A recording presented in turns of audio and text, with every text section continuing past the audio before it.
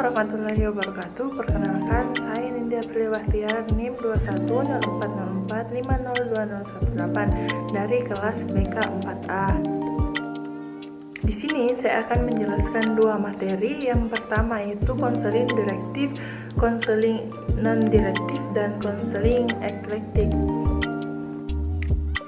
Konseling direktif itu Aprilia Nur Salim tahun 2019 dalam studi tahun 2022 mengatakan bahwa konseling direktif merupakan suatu teknik mendengarkan masalah emosional individu, melahirkan keputusan bersama-sama yang bersangkutan dengan apa yang harus dilakukan, serta memberitahu dan juga memberikan motivasi untuk melakukan hal tersebut. Konseling direktif sebagian besar memakai fungsi konseling nasihat, juga komunikasi, kepastian, memberikan pelepasan emosional dan juga pikiran yang diklarifikasi. Reorientasi yang digunakan pada konseling direktif, konseling direktif harus menjadikan dirinya sebagai pendengar yang baik apabila ingin memahami permasalahan individu. Tujuan dari direktif adalah menolong individu untuk secara bertahap dan pelan-pelan, semakin memahami dan semakin terampil mengatur dirinya sendiri. Nah, teknik-teknik penting yang digunakan meliputi mencoba menekan agar patuh, mengubah lingkungan, memilih lingkungan, mengajarkan aneka keterampilan yang diperlukan, dan mengubah sikap. Tes-tes dan alat ukur lain banyak dipakai. Riwayat hidup konseli perlu dirungkap agar konseling dapat dilaksanakan, didiagnosis dan diprognosis. Tidak boleh dilakukannya. Pendekatan direktif ini biasanya cocok siap menghadapi aneka tuntutan penyesuaian sebelum berkembang konflik di dalam dirinya. Dalam pendekatan ini si konselor berperan penting dan berperan aktif juga.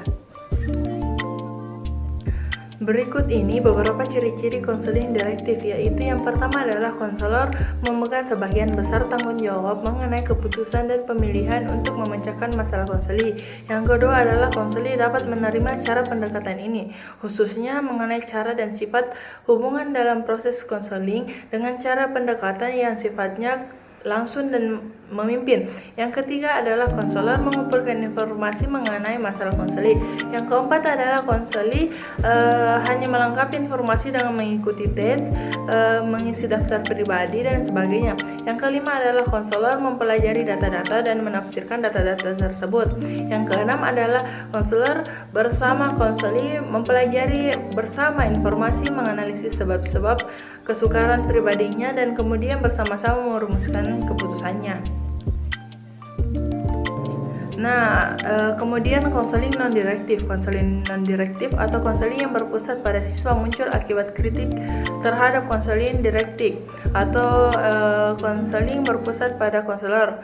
Konseling non-direktif dikembangkan berdasar teori client-centered atau konseling yang berpusat pada klien atau siswa. Pendekatan konseling non-direktif ini memberikan kesempatan dan tanggung jawab kepada konseli untuk mencapai tujuan konseling. Dan praktik konseling non-direktif, konselor hanya menampung pembicaraan. Klien dan konseli bebas berbicara, sedangkan konselor menampung dan mengarahkan. Metode ini tentu sulit diterapkan kepada kepribadian tertutup atau introvert.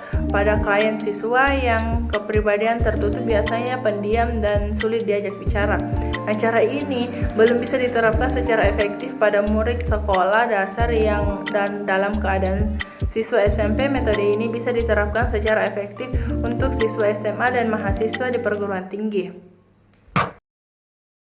Nah, tujuan pendekatan konseling non-direktif ada beberapa. Yang pertama adalah membebaskan klien dari berbagai konflik psikologis yang dihadapi. Yang kedua adalah menumbuhkan kepercayaan pada diri klien bahwa ia memiliki kemampuan mengambil satu dan serangkaian keputusan yang terbagi bagi dirinya tanpa merugikan orang lain. Yang ketiga adalah memberikan kesempatan seluas-luasnya pada klien untuk belajar mempercayai orang lain dan memiliki kesiapan secara terbuka untuk menerima pengalaman orang lain yang bermanfaat bagi dirinya sendiri. Nah, yang keempat adalah memberikan kesadaran kepada klien bahwa dirinya merupakan bagian dari suatu lingkup budaya yang luas. Walaupun demikian, ia masih memiliki kekhasan dan keunikan tersendiri. Dan yang kelima adalah menumbuhkan suatu keyakinan pada klien bahwa dirinya terus bertumbuh dan berkembang. Nah, kemudian eklektik. Nah, kata eklektik berarti penyeleksi atau menggunakan teori-teori atau metode-metode yang cocok dari aneka sumber atau sistem. Asumsi yang mendasari pendekatan eklektik ini ialah bahwa individu secara berkala membutuhkan pertolongan profesional untuk memahami dirinya sendiri serta situasi-situasinya dan mengatasi aneka masalahnya. Pertolongan istimewa ini harus bersifat mendidik. Seorang konselor elektif berpendapat bahwa penggunaan sebuah pendekatan tunggal hanya akan membatasi gerak. Di samping itu, aneka sumber yang tersedia haruslah dimanfaatkan sebaik-baiknya untuk memberikan pelayanan terbaik kepada siapapun yang membutuhkan pertolongan. Penggabungan kedua metode konseling di atas disebut metode eklektik atau eclectic counseling. Penerapan metode dalam konseling adalah dalam keadaan tertentu konselor menasihati dan mengarahkan konseli atau siswa sesuai dengan masalahnya, dan dalam keadaan yang lain konselor memberikan kebebasan kepada konseli atau siswa untuk berbicara sedangkan konselor mengarahkan saja. Konseling eklektik menekankan pentingnya diagnosis dalam memahami seseorang. Untuk menerapkan model eklektik ini, maka para konselor harus diberi bekal persiapan yang lebih luas dan harus ada jalinan yang lebih baik antara apa yang dikerjakan oleh guru, konselor, dan tenaga-tenaga ahli lainnya. Konselor eklektik sering dipandang sebagai jalan tengah untuk menjembatani polarasi antara konseli direktif dan konseli non-direktif.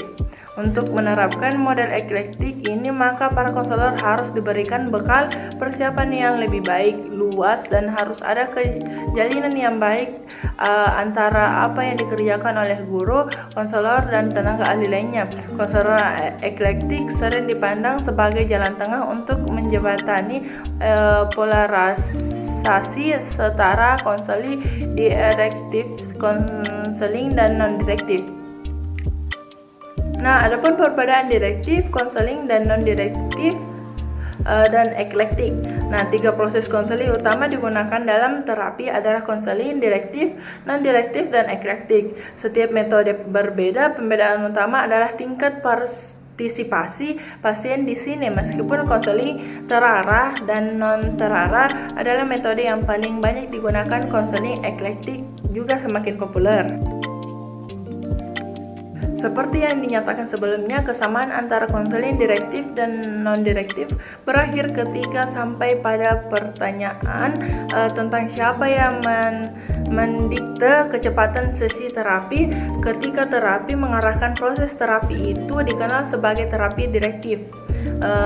Saat Anda memberikan terapi perilaku kognitif, misalnya Anda memberikan arahan kepada klien untuk mengatasi masalah serta membantu mereka dalam prosedur peregangan tertentu, namun klien pemimpin dalam terapi non-direktif. Jadi perbedaan antara pendekatan direktif non-direktif adalah pendekatan itu sendiri karena dianggap berbeda pada sisi tiang pedoman yang berbeda. Konseling direktif adalah metode menjembatani ketegangan antara keduanya dan menyesuaikan strategi direktif dan non-direktif. Nah, materi yang kedua adalah empati. Empati adalah Indisari tahun 2016 mengemukakan bahwa empati merupakan arti dari kata Einfühlung yang dipakai pada para psikolog Jerman. Secara harfiah, ia berarti merasakan ke dalam. Empati berasal dari kata Yunani yaitu pathos, yang berarti perasaan yang mendalam dan kuat yang mendekati penderitaan, dan kemudian diberi awalan in. Kata in paralel dengan kata simpati, tetapi antara keduanya terdapat perbedaan. Bila simpati berarti merasakan bersama, maka empati mengacu pada keadaan identifikasi kepribadian yang lebih mendalam pada seseorang, sehingga seseorang yang berempati saat melupakan atau kehilangan dirinya sendiri. Empati adalah sebuah keadaan mental di mana seseorang merasakan pikiran, perasaan, atau keadaan yang sama dengan orang lain. Rasa empati tersebut dapat timbul sebagai kemampuan yang menyadarkan diri ketika berhadapan dengan perasaan sesama, kemudian bertindak untuk menolongnya. Nah, memberikan empati kepada orang lain menjadi salah satu cara menjaga hubungan antara sesama manusia. Selain itu, berempati juga bisa meringankan beban atau masalah orang tersebut. Perbedaan tingkat empati bisa dipengaruhi oleh beberapa faktor, antara lain lingkungan sosial di masa kecil ataupun sekarang, cara pandang terhadap sesuatu, pola asuh orang tua, pengalaman masa lalu, dan harapan-harapan yang dimiliki. Empati adalah pengalaman menempatkan diri Anda pada posisi orang lain dan menggambarkan pengalaman mereka. Saat kita berempati, kita tidak terlalu mempedulikan masalah kita sendiri dan lebih memedulikan mereka yang menderita. Batson menemukan bahwa ketika orang memiliki empati yang tinggi, mereka berperilaku altruistik, bahkan dalam situasi di mana sangat mudah untuk menghindari berpartisipasi atau merespon sama sekali. Keadaan peduli empatik terjadi ketika seseorang menyadari bahwa orang lain membutuhkan bantuan dan merasa berkewajiban untuk membantu terlepas dari imbalannya. Nah, menurut Batson, temuan ini menunjukkan adanya altruisme sejati ketika empati yang dibangkitkan kembali, mereka membantu meskipun mereka tidak mempercayainya. Kemudian ciri-ciri empati. Fitrianti tahun 2020 mengemukakan bahwa empati sebagai kemampuan untuk dapat merasakan perasaan orang lain mempunyai ciri-ciri tertentu yang diimplementasikan dalam bentuk perilaku. Purba dalam Putri Medina tahun 2018 menjelaskan bahwa ciri-ciri perilaku empati terbagi menjadi beberapa. Yang pertama adalah toleransi, menghargai pendirian pendapat, pandangan, kepercayaan, kebiasaan, kelakuan, dan sebagainya yang lain atau yang bertentangan dengan pendirinya sendiri. Yang kedua adalah kasih sayang. Kasih sayang didefinisikan bahwa kasih itu tidak menyakiti, tidak bersukacita karena ketidakadilan, tetapi karena kebenaran. Yang ketiga adalah memahami kebutuhan orang lain. Memenuhi kebutuhan orang lain dapat mengatasi suatu masalah yang dihadapi orang lain. Yang keempat adalah mau membantu orang lain atau menolong. Perilaku menolong adalah perilaku yang menguntungkan orang lain. Yang kelima adalah pengertian. Anak yang penuh pengertian akan menghibur temannya yang sedang sedih, mendengar saat guru atau teman sedang berbicara, mendoakan agar teman cepat sembuh, dan lain-lain. Yang keenam adalah peduli. Sikap anak yang memiliki kepedulian adalah menghampiri teman yang sedang kesusahan, menghibur teman yang sedang sedih, saat membantu teman yang membutuhkan pertolongan. Yang ketujuh adalah mampu mengendalikan amarahnya. Mengendalikan emosi dapat dilihat dari sikap anak yang mampu mengekspresikan emosinya secara tepat. Nah, ada juga jenis-jenis empati. Empati adalah seseorang dengan kondisi mental yang dapat memenuhi perasaan dan pikiran orang lain dan ingin membantu mereka. Secara umum, ada 4 tipe empati yang dimiliki manusia, antaranya yaitu yang pertama, efektif empati. Jenis empati ini disebut juga dengan empati emosional, yaitu empati yang membuat seseorang dapat merasakan dan menanggapi emosi orang lain. Seseorang yang memiliki empati jenis ini akan sangat sensitif dan dengan sekitarnya dan sulit membatasi diri untuk tidak terlibat dengan orang lain. Yang kedua adalah kognitif empati. Jenis empati ini disebut juga dengan empati intelektual, yaitu empati yang membuat seseorang dapat menempatkan dirinya dalam posisi orang lain. Seseorang yang memiliki empati jenis ini biasanya dapat memahami sesuatu atau orang lain dari berbagai sudut pandang sehingga dapat menyelesaikan masalah pada sebuah kelompok. Nah, yang ketiga adalah samtik empati. Jenis empati ini merupakan hal-hal yang di luar tubuh, yaitu empati yang membuat seseorang merasakan empati ketika sesuatu terjadi di luar tubuhnya. Seseorang yang memiliki empati jenis ini adalah yang cuek tapi berhati lembut, karena harus benar-benar melihat kesulitan dengan orang lain secara langsung atau merasakan empati. Yang keempat adalah spiritual empati. Jenis empati ini merupakan tentang pencerahan atau yang didapatkan seseorang setelah melihat sesuatu. Empati spiritual membuat dan mendorong seseorang bertindak secara spontan. Misalnya ketika melihat seseorang kesulitan, orang yang memiliki empati spiritual akan langsung menolong orang tersebut secara spontan. Nah, adapun unsur-unsur empati. Secara umum, unsur-unsur empati adalah sebagai berikut. Yang pertama adalah imajinasi yang tergantung kepada kemampuan membayangkan. Di sini, imajinasi berfungsi untuk memungkinkan pengandaian diri seseorang sebagai orang lain. Yang kedua adalah adanya kesadaran terhadap diri sendiri. Secara khusus, pandangan positif terhadap diri sendiri. Secara umum, penerimaan atau dalam arti pengenalan apa adanya terhadap kelebihan dan kekurangan diri sendiri. Yang ketiga adalah adanya kesadaran terhadap orang lain, pengenalan dan perhatian terhadap orang lain. Secara khusus, pandangan positif terhadap orang lain. Secara umum, penerimaan apa adanya terhadap kelebihan dan kekurangan orang lain. Nah, yang keempat adalah adanya perasaan, hasrat, ide-ide, dan representasi atau hasil tindakan baik pada orang yang berempati maupun pada orang lain sebagai pihak yang diberi empati disertai keterbukaan untuk saling memahami satu sama lain. Nah, yang kelima adalah ketersediaan sebuah kerangka pikir estetis.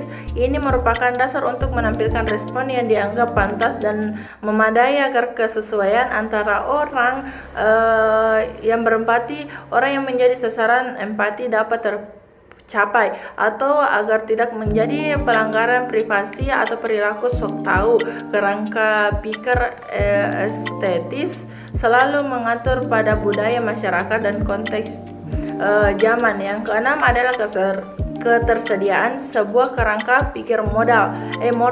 Dalam konteks pendidikan, kerangka ini merupakan panduan untuk pembentukan dan pengembangan kompetensi dan karakter guru dan murid, juga tergantung pada budaya masyarakat dan konteks zaman. Itulah materi yang bisa saya paparkan. Kurang dan lebihnya mohon dimaafkan. Akhirul kalam, wallahumma fiqh. Assalamualaikum warahmatullahi wabarakatuh. Terima kasih.